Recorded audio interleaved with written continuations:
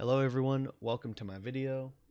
This, as the title states, is about shot calling, a very important and underutilized role within Node War and Siege guilds. In this video, I'll be going over some of the primary functions of a shot caller, what exactly you can do as a shot caller for strategy, and maybe some tips and tricks that you might not know as a shot caller.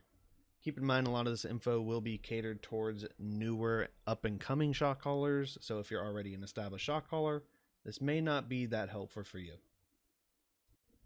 So, just to give background on who I am, my name is Loads of Money. I'm currently a shot caller for a North American Guild Digital.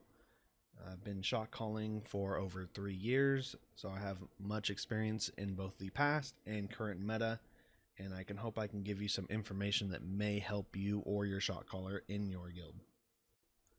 Alright, so we're going to be starting with the very basics of shot calling. What is a shot caller and what is your primary function? So, the very core essence of a shot caller is a person directing all of the calls within a guild for a node war or a siege. Keep in mind, most shot callers or most guilds only have one shot caller. So generally, it is only one person dictating the tempo and the flow of a fight within a guild. Some guilds do function on 2 or more shot callers, but that is more often than not a kind of rare occurrence. Most guilds are going to be following on one person, and that one person is the shot caller. So, you're a shot caller and you're trying to figure out what exactly you need to do as a shot caller. What are your primary functions? And really, it boils down to a few things. 3 primary functions, really. The first one is going to be communication. Communication is the most important role as a shot caller. Really, you're there to have a continuous communication between yourself as the shot caller and your guild. You want to make sure you're continuously speaking as much as possible. If you've ever been in a guild or seen a node war, you can recognize a shot caller based on repetition. They may say the same call or directive over and over. And while this may seem redundant, it's very important in a node war in order to continuously keep the attention of your guild, as a lot of players are going to be trying to play their class and might not hear the calls the first, the second, or even the third time. So continuously talking, making sure you keep up lines of communication between yourself and your guild. Now this is very important, and it's really the most important rule to follow as a shot caller. Now, the second thing we're going to be talking about is grouping. So this comes after communication really with your guild. So grouping your guild together is a very simple but often overlooked thing when it comes to shot calling, is that you need to make sure all of your players are working together. As a node war guild, your main focus as a shot caller is to get your players to work together. This first comes with grouping. So you want to make sure that as you're moving from place to place, or even from, say, your base to enemy base, you want to make sure that you're doing it together. You want to make sure there's grouping. You want to have regroup points.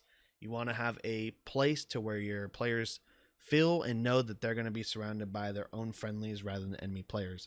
And that comes with communicating with your guild as a shot caller, where you want them to be, and focusing them within an area. So grouping is a very important, and it follows up off of communication, your primary 2 functions as a shot caller.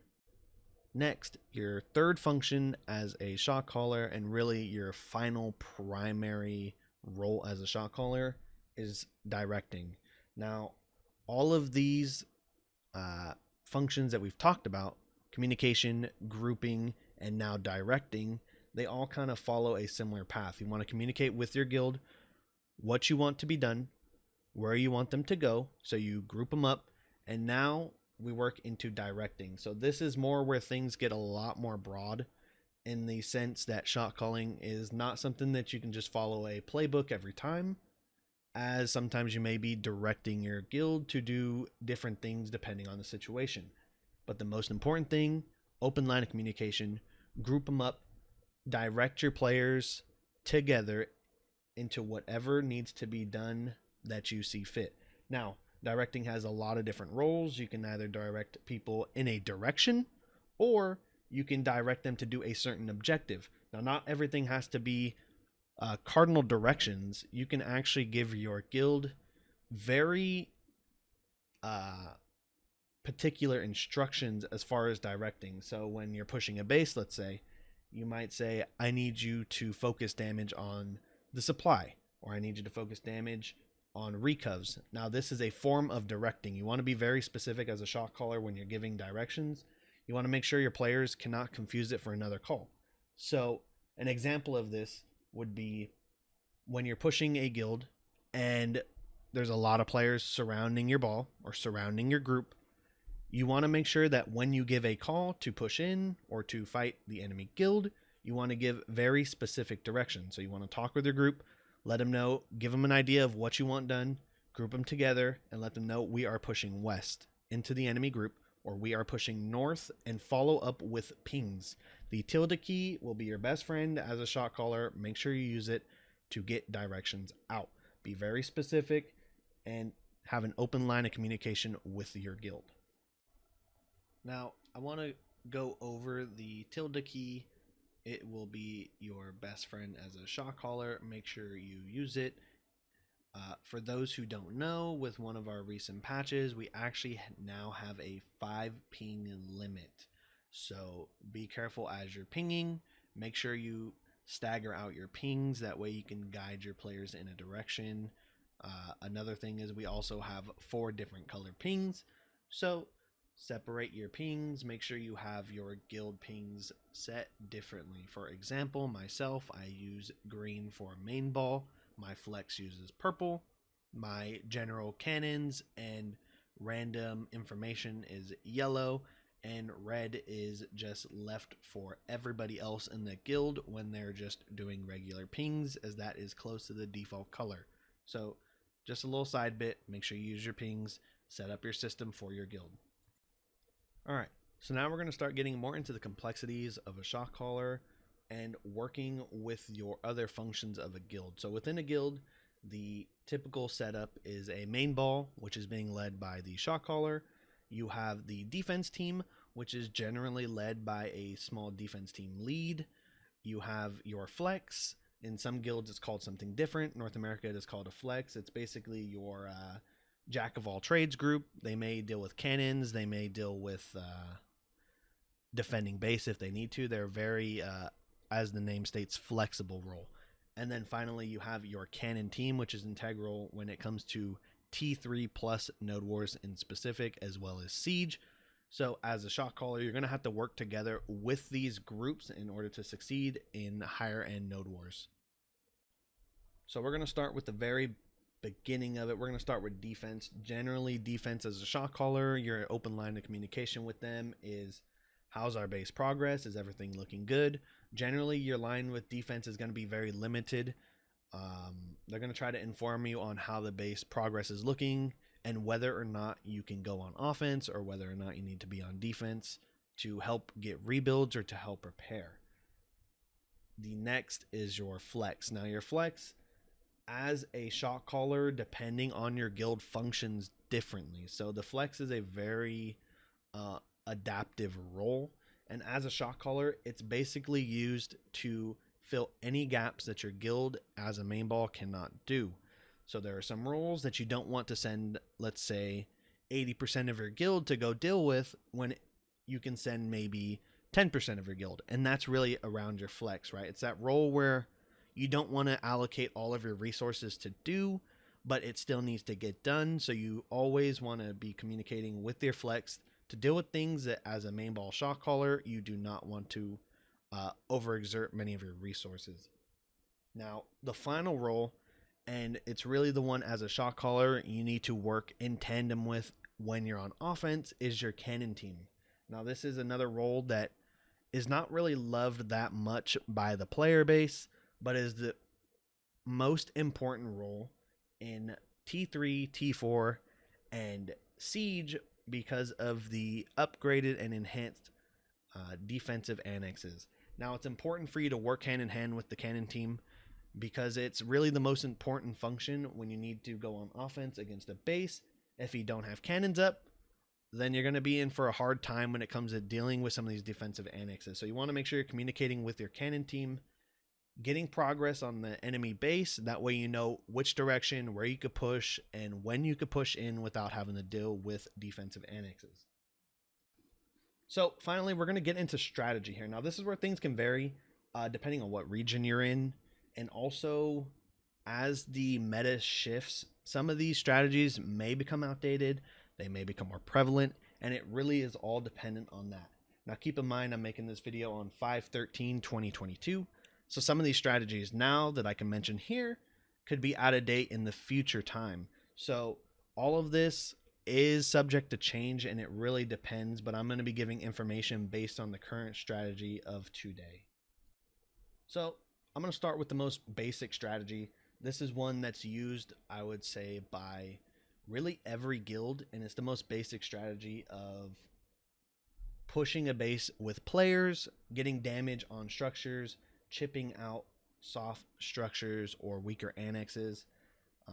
Some of these annexes, the most important ones being recovery centers and supply depots. Now, these two buildings really help dictate the pace of a war, and there's emphasis on pace. Recovery centers are going to be lowering respawn times. As the timers start to go up, it will allow you to get higher and higher pressure due to respawn times being much different from your guild and the enemy guild that you're fighting. So a basic strategy is to push an enemy base and focus strictly on the soft structures such as recovery and supply. Now, there is another key focus in Node Wars when it comes to using your players to hit buildings. The next and one of the most important functions is the cannon observatories. Now, you want to deal with these cannon observatories relatively quick depending on the situation in the war, and cannon observatory can either be the most important thing, or it could be something that your guild can kind of keep at a distance. Like, you don't need to focus it, but when you can, you want to take them down. So pushing with players is the most used strategy, no matter what. Players to take out soft structures. It's not always recommended to take out flame towers or hwachas, but there are at some points when you can focus the flame tower and hwachas with players, primarily on T2s and T1s. When you start getting into T3s and T4s, it's not the general best idea to focus them, as when they get enhanced, the structures do a lot of damage to players. They CC, they leave your players very vulnerable to being attacked by enemy players. Next, we're going to do a standard strategy of a flag play. Now, there is a flag structure. It's also a very important structure, but sometimes the flag isn't always necessary depending on base placement and also node locations. So in certain areas, the flag can be a very underutilized resource, and it's something that as a guild you can play completely around. You could set up a strategy completely around flag and flag tempo, specifically on T4s, a little bit on T3s, and as it gets lower, the health of the flag goes down. So on T1 and T2, the flag HP is a lot less than the T3 and T4 flag. But in T4s, it is very important that you have a flag and you are using it properly. Now, some of the strategies based around flag are push pulls with flags, working down the recovs, as I said before, getting down the cannon knobs, getting down enemy flag structure, and this will help you really dictate a pace. And when you get these flags up, you can set up cannons, you can set up elephants around your flag, and use your flag as really a staging point for pushing a base. The general rule of thumb for current flag distance is around 10 seconds run from enemy base to your flag. That is about the closest you want your flag, unless you are going for a heavy tempo play, which is more so off of the back of late game respawns. So for early flags, you want to make sure that your flag is at least a 10+ second run with abilities from the enemy base, in order to ensure that they do not use spawn protection on you. Spawn protection, newly introduced thing. Players can spawn up at their base, instantly come up as long as they are within vision range of their base, and it really makes attacking difficult. So you have to play around the fact that spawn protection is a very prevalent role, and as an attacking guild, you're gonna have to play around it. Next, we have the cannon gameplay. Now, depending on your guild, how many cannoneers you can have really different cannon strategies. It's going to vary from guild to guild. Some guilds are going to have one cannoneer, others may have 6.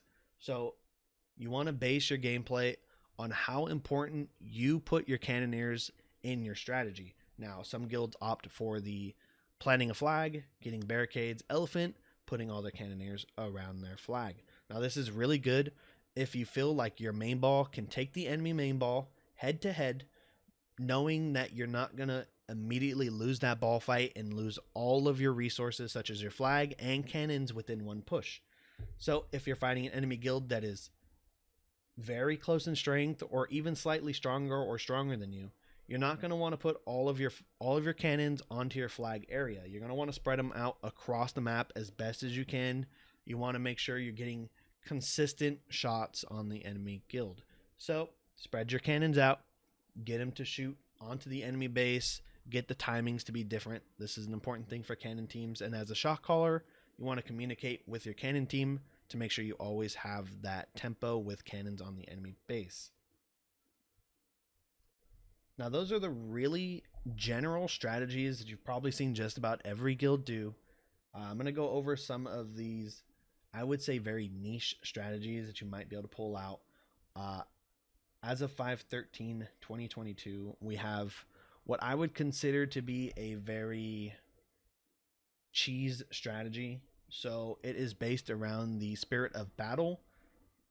You can use this as a very specific timing to essentially get a lot of tempo on a guild or try to backdoor a base. Now this has to do with the SOB, Spirit of Battle, Super Armor, 30-second debuff, or 30-second buff, excuse me, and CTG. So you stand around your base, you build up the battle bar, and you have all of your players spawn, you use Spirit of Battle, you take CTG, and you retain the buff as you come out of the loading screen. Now, this is more of a Hail Mary play. It's one of your last options, and when you use this, if it does not succeed in getting you an immense amount of pressure or win you the node war, oftentimes you're in the losing position to begin with. So you want to make sure that this is a decisive move and that you fully commit to this play, because once you use it, you can't go back, and if you don't get that pressure you need, you're most likely going to be back on the back foot. So make sure you use this with good timing, and you want to make sure that when you do it, you can actually follow up off of it. Another niche strategy in Node Wars as a shot caller, it's very high tempo play with a lot of risk. It's one that I myself have utilized a lot, and really it's varies on guild to guild, as some guilds this isn't really their play style. So what this is you're going to have a very high tempo, very base trade strategy. So pretty much you're all in, all or nothing. You're trading your structures for the enemy guild. Now some guilds will follow up in return by going for trades, and this is a very good strategy if you're not as strong as the enemy guild, and really you're focusing primarily on just getting damage done to the enemy buildings. Now some guilds may return by just defending, and in essence you're going to be intentionally feeding really a lot of kills to the enemy guild, but it's all in exchange for keeping them away from your base. So sometimes it's a really good play, other times it's going to backfire, and you're just going to be continuously feeding kills, continuously dying with your guild. So you really have to know when to do it, but it's really a high tempo play. You're going to be pushing on respawn as soon as you can. Get your main ball grouped. You're going to get them to the enemy base as close as possible while being safe, and you're just going to push directly into buildings. Like I said, this is a high tempo play, and more often than not it works pretty well. Other times it fails miserably. So you're going to, as a caller, have to figure out whether or not it's working really quick, as you don't want to stick to this strategy if you're not getting anything done. Now this next strategy I'm going to be going over is the opposite of the one I mentioned previously. This one, you're going to be staying at base at the start of the war. You're going to be upgrading all of your structures. This is a very stable strategy that I'd recommend most newer shot callers to do, as it doesn't rely on making snap decisions. Now you want to upgrade your flame towers, you want to upgrade your Hwachas on the T3s, T4s, and get your barricades upgraded. This also allows you to stall for time on your buildings to complete, such as your cannon obs, your elephant, and also, most importantly, your flag. Now this gives you a good amount of breathing room. It also allows you to get that initial gauge on whether or not your guild will do fine against the other guild. Now this makes it so that you don't lose anything, and it also ensures that you don't have any openings, leave any openings for the enemy guild to take advantage of when you're defending your base like this, as the defensive standpoint is always going to be the easiest. So this is a very stable strategy. I recommend all newer and even intermediate shot callers to use this strategy, as it's not as risky as the one before. Now the very last thing I'm going to go over here as a shot caller, it's something that I think way too many people look into as shot callers. Now, when people were trying to figure out, is this a good shot caller? You know, oh, he's not really understanding what he's doing. The most important thing are the things that I listed out before. Talking, you want to have just an open line of communication, group your players, and direct them. Those are the most important things. When people try to figure out shot callers, whether or not they're good or not, most people focus on the micro aspect. They want to know what they're doing in Node War. They want to, how they're directing their ball and really giving very specific directions. Now, as a shot caller, if you're a new shot caller, don't be scared. People are going to focus in on exactly what you're saying. You're going to be under the microscope. Don't be scared to make mistakes. When it comes to some of the very basic micro plays, first you need to figure out exactly what your guild's strength is. Not every guild is going to be good at straight ball engages, depending on your comp. Don't be scared to adapt and adopt your own style, really. If you see another guild that is working with a strategy, don't be scared to copy their strategy or mimic it based on your guilds. Some of the very, very basic strategies are push-pull strategies. This is essentially where you're pushing into an enemy ball, you're seeing how they react, try to force their cooldowns, try to force mobility, try to get some initial picks, and you back up. You wait for them to push in with cooldowns, you burn their cooldowns, and you push back in. So it's like a tug of rope. You're playing a back and forth. This is a very beginner-friendly shot calling strategy when it comes to micro gameplay. Now, I'm not big on micro gameplay when it comes to new shot callers. I really don't think it's important. I think as a new shot caller, your most important things are the more objective, getting everything focused. But if you're trying to figure out some strategies, push-pull is one of the very basics. As you start working in towards intermediate gameplay, you may start mixing in your flex. If you have a very communicative flex lead, you can work with them hand in hand. You can have them rotate around the ball. You can have them flank. But as I said, this requires you to communicate with the flex lead or your flex players to ensure that your timing is not off. If your timing is off, then you're going to be losing a lot of players for free without any follow-up. So working flanks with a flex is another very, I would say, intermediate sort of main ball fighting. Work with their flex, talk with them. This will really get you a lot of engaged kills, and this will really help you fight against guilds that are around the same strength as your guild, working with your flex, because it's going to help pressure the backline. A lot of damage is going to be lost from enemy guilds when you're able to get into their backline. Now, I'll be going over another micro thing. In the current meta, feeds, BSR gameplay, 100%, 200%. They're very important. Your shot caller might do it. You might know shot callers that do it. Now, my personal experience on shot calling BSR plays is that I personally don't like having your entire guild strength based around the gimmick. So if your guild is based around a gimmick, then you really need to figure out where you can improve as a shot caller and as a guild to not rely on these gimmicks. Now, as a shot caller, I think it's important to remind your guild to still get these feeds. These feeds are important in our current meta. They're very powerful. It's something that you don't want to ignore, but you don't want to rely fully on this gimmick. So as a shot caller, Use this strategy, have your players feed important targets for 100%, 200%, especially in our current meta. But if you're reliant solely upon these 100% or 200% gameplays, then you really need to figure out what the core problem is for your guild if this is your big reliant on these sort of skills.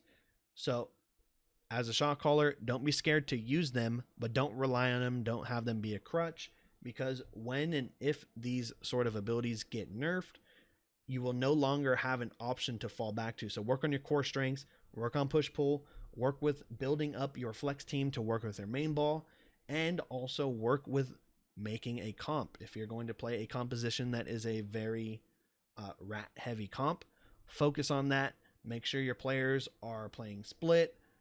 You want to stagger fights out against main ball comps as a rat comp. If you're playing a main ball comp, you want to play together. You want to emphasize your players to work together relatively close. And at the end of the day, Node Wars, the most important thing for all of your players is to play together as a guild. Your shot calls should always be to play together as a guild. Make sure your players are together with a simple directive as a shot caller, and keep talking, guys. You're going to have a lot of issues as new shot callers. You're going to make bad calls. At the end of the day, stick to your calls. If it's a bad call, ride it through. The worst call you can make is one that nobody follows up on. So when you make your decision and you go through with it, even if it's a terrible call, we all make bad calls as shot callers, go through with it, because the worst thing that can happen is it fails and you learn from there. So don't be scared to make mistakes. We all do. It's going to happen. You never know when you make a good call off of something that probably shouldn't have worked. So don't be scared to try new things out. All right. And finally, I want to go over two last things. The first is, as a shot caller, you're really the face of your guild, especially when it comes to Node War PvP. So the way that you represent your guild is also most likely how your guild as a whole will act and kind of represent themselves. So make sure that you are being who you want your guild to be as a shot caller, because they are most likely going to reflect how you are.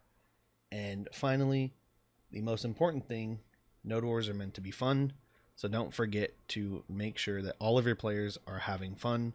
Every guild's version of fun is different, so make sure it aligns with your guild. Anyways, have a good night, everyone.